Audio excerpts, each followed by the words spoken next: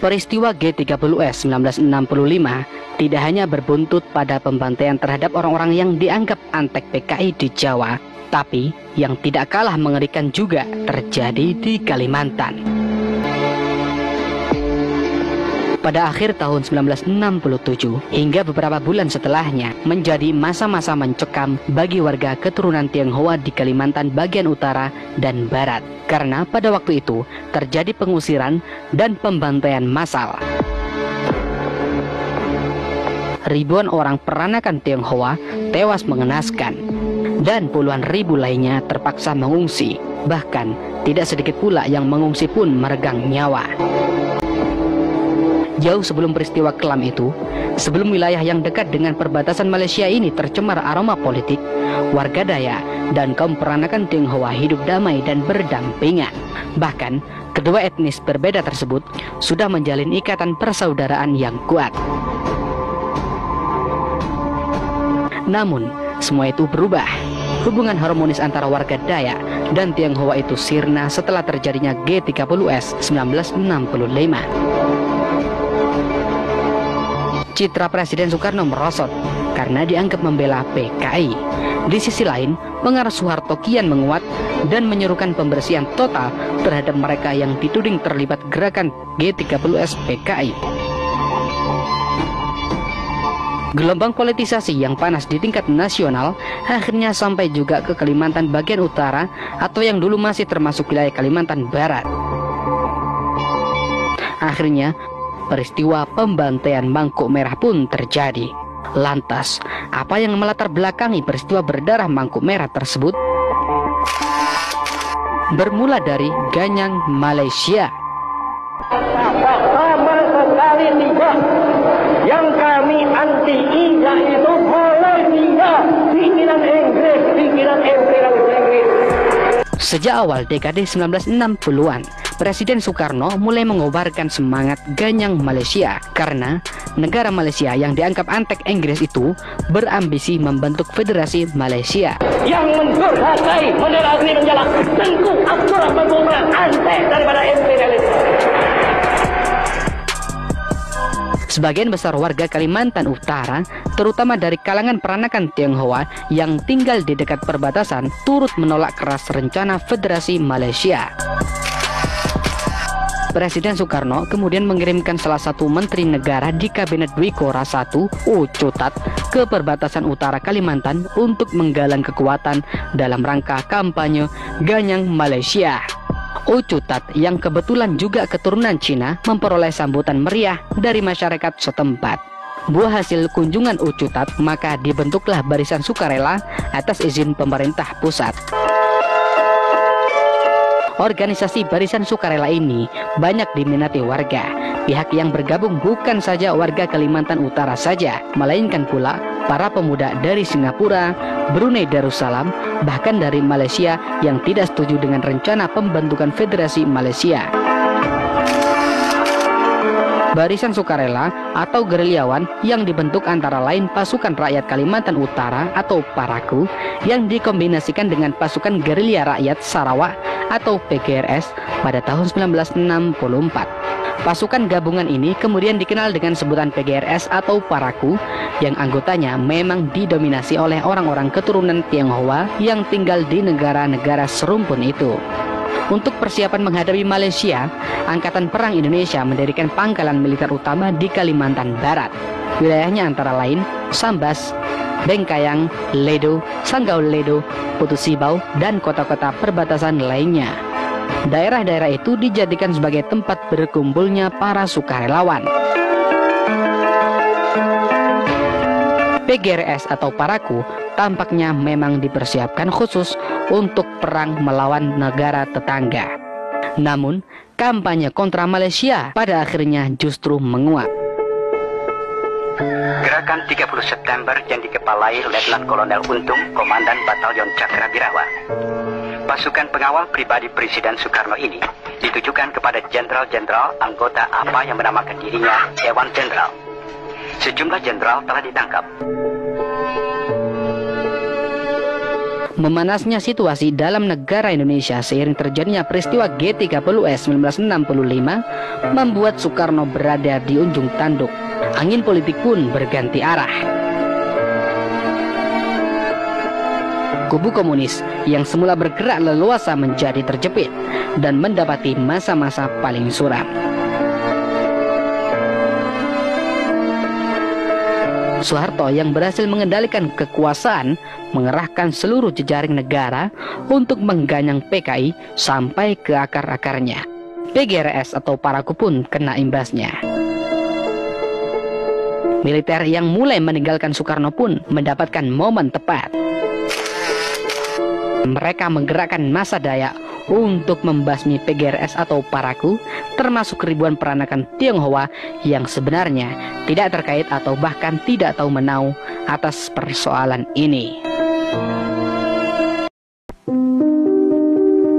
Adu domba Dayak dan Tionghoa. PGRS atau Paraku yang sebelumnya dibentuk atas izin Soekarno menyasar menjadi incaran militer Indonesia lantaran terus diburu dengan tudingan pro-komunis. Pertengahan bulan Juli 1967, kaum gerilyawan menyerbu lapangan udara TNI Angkatan Udara di Singkawang dan Langgau Sedo, Kalimantan Barat. Serangan tersebut menewaskan 4 orang militer. Selain itu, 154 pucuk senjata dan amunisi militer juga berhasil direbut. Akhirnya, pemerintah pusat yang kala itu berada dalam kendali Soeharto pun beraksi. Ancaman PGRS atau Paraku yang diduga berbaur dengan kelompok komunis dirasa sudah amat mengkhawatirkan, sehingga diputuskan segera pengiriman pasukan bantuan. Dalam buku Politik Tiga Wajah mencatat, setidaknya ada 9 kesatuan militer yang diperbantukan untuk membasmi PGRS atau Paraku dalam rangkaian operasi Sapu Bersih.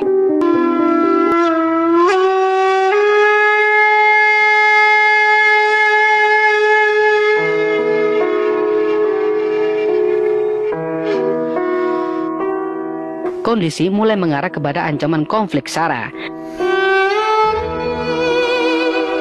Terjadilah pembunuhan orang-orang Dayak yang belum diketahui pelakunya di daerah Ledo, seluas Pahauman, Bengkayang, dan hampir di seluruh wilayah yang terdapat komunitas etnis Cina. Situasi ini dimanfaatkan oleh pihak militer untuk menjadikan PGRS atau Paraku sebagai tersangka pelaku pembunuhan. Aroma politisasi sangat kental dalam konflik di Kalimantan Barat dan Utara kala itu.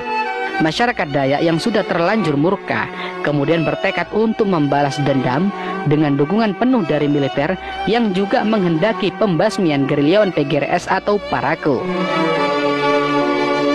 Sehingga tragedi berdarah yang dikenal sebagai peristiwa Mangkuk Merah pun akhirnya terjadi. Sebelum wilayah yang dekat dengan perbatasan Malaysia ini tercemar aroma politik, warga Dayak dan kaum peranakan Tionghoa hidup damai dan berdampingan. Namun, semua itu berubah. Hubungan harmonis antara warga Dayak dan Tionghoa itu sirna setelah terjadinya gerakan G30S 1965.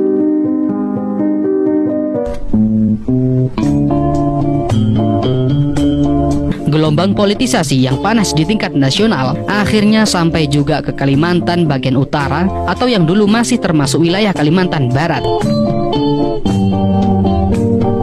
Akhirnya berbuah peristiwa yang kelam dalam sejarah Indonesia. Peristiwa pembantaian Mangkuk Merah pun terjadi.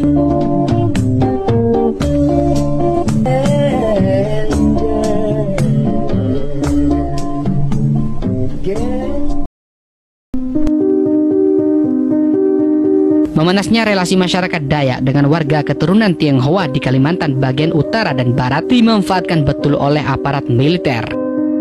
Militer pun meminta dukungan dari mantan gubernur Kalimantan Barat sekaligus tokoh yang sangat disegani oleh masyarakat Dayak, Yohanes Chrysostomus Ovang Orai. orang-orang Dayak pada waktu itu diimbau ikut berpartisipasi bersama tentara untuk menumpas PGRS atau Paraku. Pada waktu itu, militer melakukan propaganda dengan menyebarkan isu bahwa orang-orang komunis tidak menyukai sistem adat Dayak.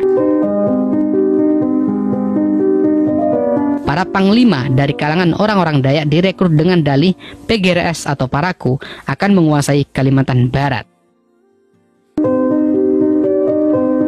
Pada waktu itu, para pemuka Dayak diprovokasi dan ditanamkan pengertian bahwa PGRS atau Paraku adalah komunis yang tidak beragama dan orang Dayak tidak bisa hidup bersama-sama dengan warga komunis. PGRS atau Paraku disebut sebagai Cina Sarawak yang ingin memecah belah keamanan wilayah Indonesia. Itulah propaganda militer pada waktu itu. Melalui siaran radio Republik Indonesia atau RRI Pontianak pada tanggal 21 September 1967, Yohanes Chrysostomus mengultimatum kepada warga peranakan Cina untuk meninggalkan wilayahnya dan pindah ke kota kecamatan terdekat. Pada tanggal 11 Oktober 1967, diumumkan kepada seluruh kepala kampung agar menghadiri pertemuan besar dan bersiap-siap melakukan apa yang disebutnya sebagai gerakan demonstrasi.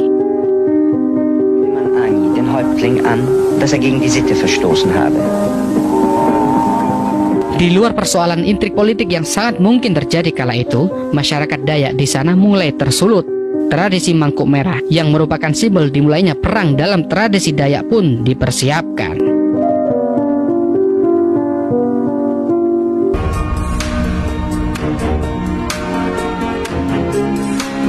Istilah mangkuk merah dipakai untuk media persatuan suku Dayak bila merasa kedaulatannya dalam bahaya besar.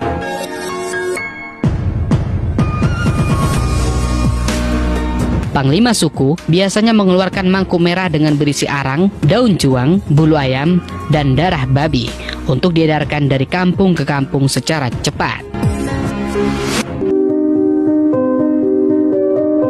Gerakan mangkuk merah berubah menjadi sentimen rasial dengan mengidentikan etnis Tionghoa sebagai anggota PGRS atau Paraku.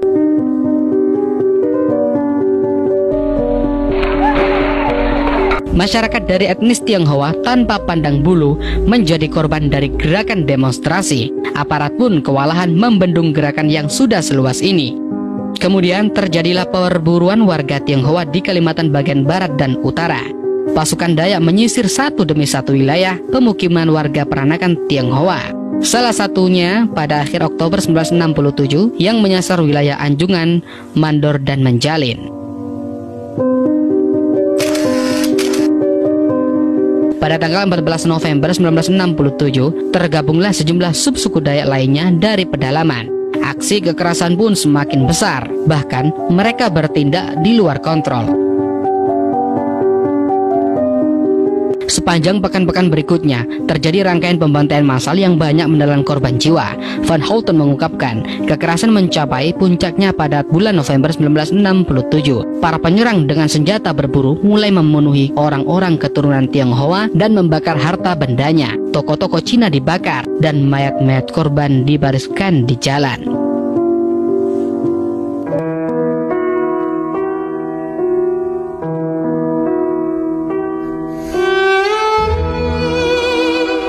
Menurut Richard Superman, dalam jurnal peristiwa Mangkuk Merah di Kalimantan Barat tahun 1967, peristiwa Mangkuk Merah diperkirakan secara langsung menewaskan 2.000 sampai 3.000 orang. Namun, dampak secara tidak langsung diperkirakan lebih besar lagi. Dampak secara tidak langsung itu adalah terjadinya gelombang warga peranakan Cina yang mengungsi. Awalnya para pria berniat tetap tinggal, tapi pada akhirnya mereka terpaksa ikut mengungsi. Sementara kaum perempuan dan anak-anak melarikan diri atau bersembunyi dari penyerangan di berbagai tempat.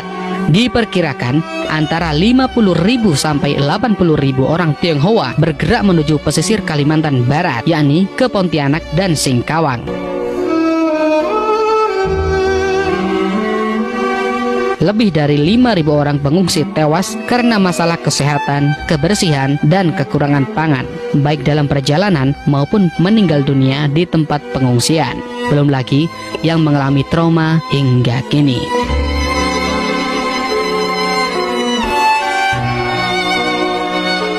Setelah puluhan tahun berlalu, pelanggaran hak asasi manusia di Kalimantan Barat dan Utara yang tergolong amat berat itu belum terungkap sepenuhnya. Peristiwa Mangkuk Merah pada tahun 1967 menambah daftar panjang tragedi kemanusiaan bernuansa politis dan SARA yang pernah terjadi di Indonesia.